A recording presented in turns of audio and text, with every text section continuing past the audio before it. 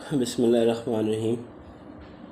پہلی گزارش تو یہ ہے کہ اس گروپ میں جناب پرنسپل صاحب بھی شامل ہیں اور آپ کو یہاں پہ کسی قسم کا میسیج کرتے ہوئے بہت زیادہ احتیاط کرنے کی ضرورت ہوتی ہے، لیکن میں نے دیکھا ہے کہ بہت سے بچوں نے غیر ذمہ داری کا مظاہرہ کیا ہے اور ان کی غیر ذمہ داری کو دیکھتے ہوئے میں نے اس کی سیٹنگ چینج کر دی ہے۔ اب آپ اگر کوئی بات پوچھنا چاہیں تو میرے ذاتی نمبر پہ آپ میسیج کر سکتے ہیں، گروپ میں آپ کا میسیج نہیں آئے گا، اور یہ مجبوراً کرنا پڑ گیا ہے۔ آپ نے غیر ذمہ داری کا مظاہرہ کیا، میرا خیال یہ تھا کہ آپ ماشاءاللہ پڑھے لکھے لوگ ہیں، باشعور لوگ ہیں، ذمہ داری کا مظاہرہ کریں گے، لیکن ایسا نہیں ہوا۔ تو پہلی بات ہے کہ میں نے سیٹنگ چینج کر دی ہے۔ اب اگر آپ نے کوئی بات پوچھنی ہے، کوئی سوال پوچھنا ہے تو آپ میرے ذاتی نمبر پہ آپ اپنا میسیج کر سکتے ہیں، گروپ میں آپ کا میسیج نہیں آئے گا۔ آج ہم غزل شروع کریں گے خواجہ میر داد کی۔ خواجہ میر داد کو اردو میں صوفی شاعر کہا جاتا ہے۔ ان کا کلام سب سے تھوڑا ہے، اساتذہ میں سے مختصر سا دیوان ہے، لیکن بڑا جامع دیوان ہے۔ جب ہم اردو شاعری کی تاریخ رقم کرتے ہیں تو ان کے بغیر ہماری تاریخ جو ہے وہ مکمل نہیں ہوتی، ان کو ڈسکس کرنا پڑتا ہے۔ ان کے والد صاحب ایک صوفی آدمی تھے، ان کا نام تھا خواجہ ناصر اندلیب رحمۃ اللہ علیہ، بہت بڑے بزرگ تھے اور ایک خانقاہ کے وہ وارث تھے، شاعر تھے، اور ان کا جو سلسلہ تصوف ہے وہ یہ چشتیہ میں سے تھے۔ تو چونکہ چشتیہ جو ہیں وہ جائز سمجھتے ہیں قوالی کو، موسیقی کو، تو ان کا کلام جو ہے وہ جو قوال تھے وہ سناتے تھے، مرید ان کے سنتے تھے، خود وہ صدارت فرماتے تھے۔ خواجہ میر داد بچے تھے اس زمانے میں، اور وہ اپنے والد صاحب کے پہلو میں بیٹھا کرتے تھے۔ تو جب وہ قوالوں کو پیسے دینے کے لیے ان کے مرید اٹھتے تو وہ خواجہ ناصر اندلیب کے ہاتھ چومتے، تو ساتھ ہی وہ خواجہ میر داد کے بھی ہاتھ پاؤں چومتے۔ اب کہہ سکتے ہیں کہ بڑے ناز و نام میں، بڑے لاڈ میں، بڑے پیار میں ان کا بچپن گزرا۔ پھر جب زمانے نے کروٹ بدلی، حالات بدلے، تو دلی پہ تباہی آئی۔ اس کے نتیجے میں بہت سے لوگ وہاں سے ہجرت کر گئے، بہت سے لوگ وہیں رہ گئے۔ خواجہ میر داد نے ہجرت نہیں کی، دلی میں ہی رہے، اور دلی کا وہ رونا روتے رہے، اپنے انداز میں، اپنے طریقے سے، اپنے سٹائل میں۔ تو ان کی جو شاعری ہے اس میں اس چیز کا بڑی کثرت سے ہمیں ذکر ملتا ہے کہ یہ دنیا میں جو تبدیلی آتی ہے اور جس کی بنیاد پر اپنے بچھڑ جاتے ہیں، ان کے بچھڑنے کا دکھ، ان کا غم، یہ احساس ان کی شاعری میں بڑی شدت کے ساتھ ہمیں نظر آتا ہے کہ وہ لوگ جو میرے پہلو میں ہوتے تھے، میرے اوپر اپنی جان قربان کرتے تھے، اب وہ نظر نہیں آتے۔ اس چیز کو انہوں نے تصوف کے انداز میں بیان کیا ہے۔ تصوف کی جو مختلف ڈیفینیشنز ہمیں ملتی ہیں کتب میں، ان میں جو سب سے ایک مشترک جو چیز سب کے اندر پائی جاتی ہے وہ یہ ہے کہ یہ دنیا ایک عارضی ٹھکانہ ہے، اس دنیا میں پائیداری نہیں ہے، عارضی ٹھکانہ ہے، اور ہم نے یہاں سے رخصت ہونا ہے۔ اس دنیا کو اپنا مستقل ٹھکانہ صوفیاء نہیں سمجھتے، اور وہ ہمہ وقت اپنے موت کی فکر میں مستغرق رہتے ہیں، غرق رہتے ہیں، سوچتے رہتے ہیں۔ خواجہ میر داد کی شاعری میں بھی ہمیں یہ چیز نظر آتی ہے۔ ان کی غزل شروع کر رہے ہیں۔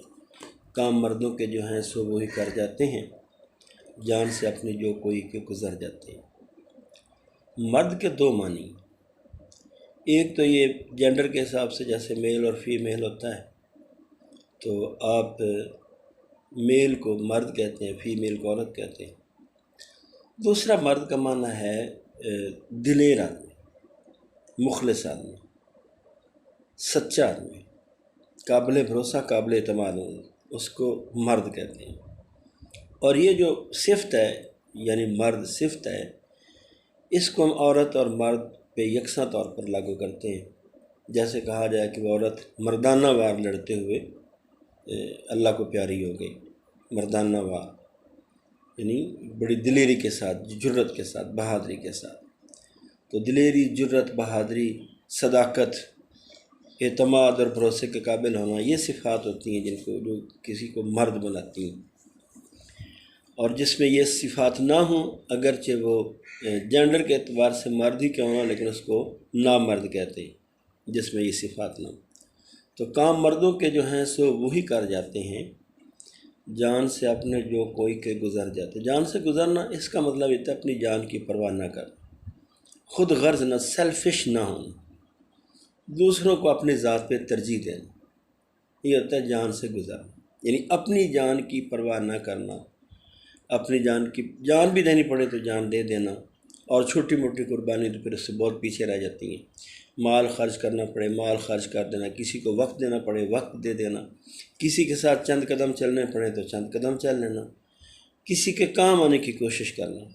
اور اس کام آنے کی کوشش میں بعض اوقات بندے کو اپنی جان تک قربان کرنی پڑتی ہے، تو بندہ اس کی پرواہ بھی نہ کرے، جان کی پرواہ بھی نہ کرے، اور ساتھ میں کسی کا، اس کے ساتھ محبت کا اظہار کرے، اس کے ساتھ ہمدردی کا اظہار کرے، اس کے کام آئے، اس کے اعتماد اور بھروسے کے اوپر پورا اترے، اسے کہتے ہیں جان سے گزرنا۔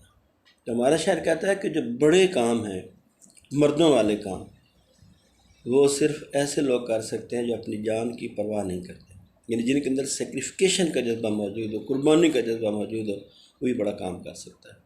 اور جس قربانی کے جذبے سے محروم ہوتا ہے وہ کوئی بڑا کام نہیں کر سکتا۔ آپ تاریخ اٹھا کے دیکھ لیں، جتنے بڑے کام ہیں وہ ان لوگوں نے کیے ہیں جنہوں نے قربانی دی ہے۔ جو قربانی سے بچتے ہیں، ڈرتے ہیں، گریز کرتے ہیں، وہ بڑا کام نہیں کر سکتے، وہ بڑی اچیومنٹ ان کے کھاتے میں نہیں ہوتی۔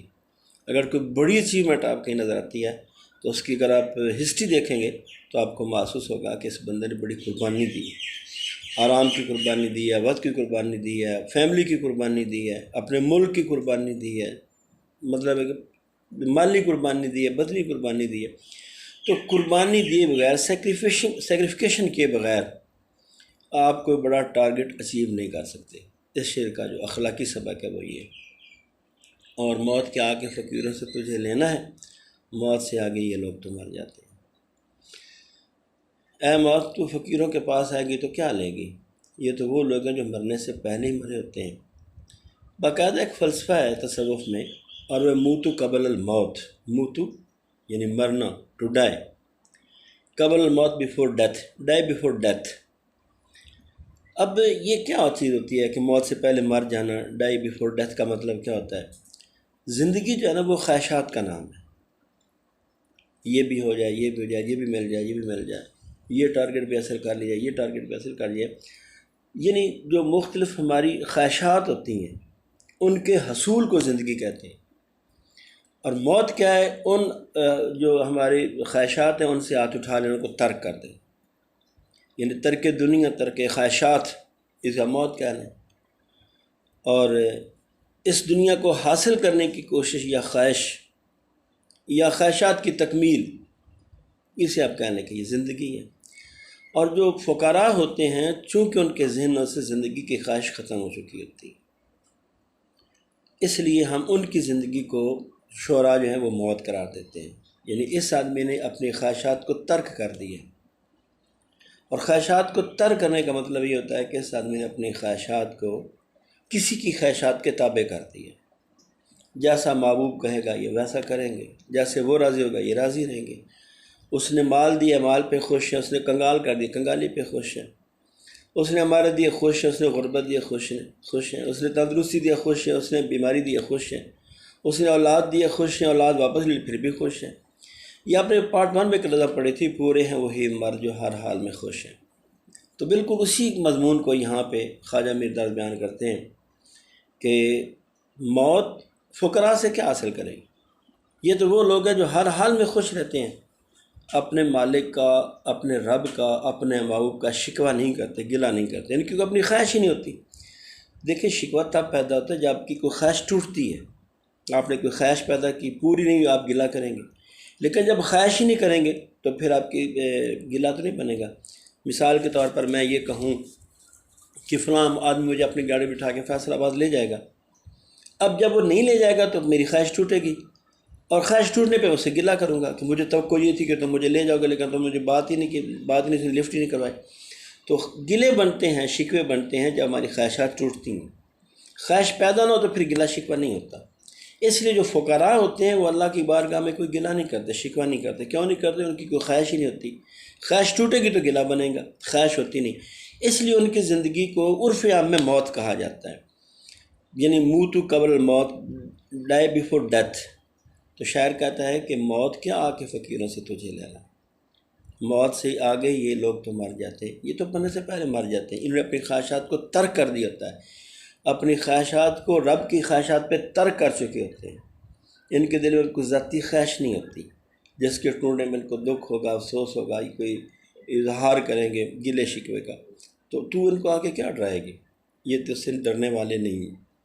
اچھا، اس میں پھر ایک باریک سا لطیف سا پہلو یہ بھی ہے کہ چونکہ زندگی کی خواہش نہیں ہوتی، اس لیے موت کا ڈر کوئی نہیں ہوتا۔ موت کا ڈر اس کو ہوتا ہے جس کے دل میں زندگی کی خواہش ہو۔ اگر آپ کے پاس کوئی ایک چیز ہے اور آپ کو بڑی پیاری ہے، بڑی عزیز ہے، تو ڈر ہوگا کہ کہیں چھن نہ جائے۔ لیکن اگر وہ چیز آپ کو پیاری نہیں ہے تو اس کے چھن جانے کا اندیشہ ختم ہو جائے گا، ڈر نہیں رہے گا۔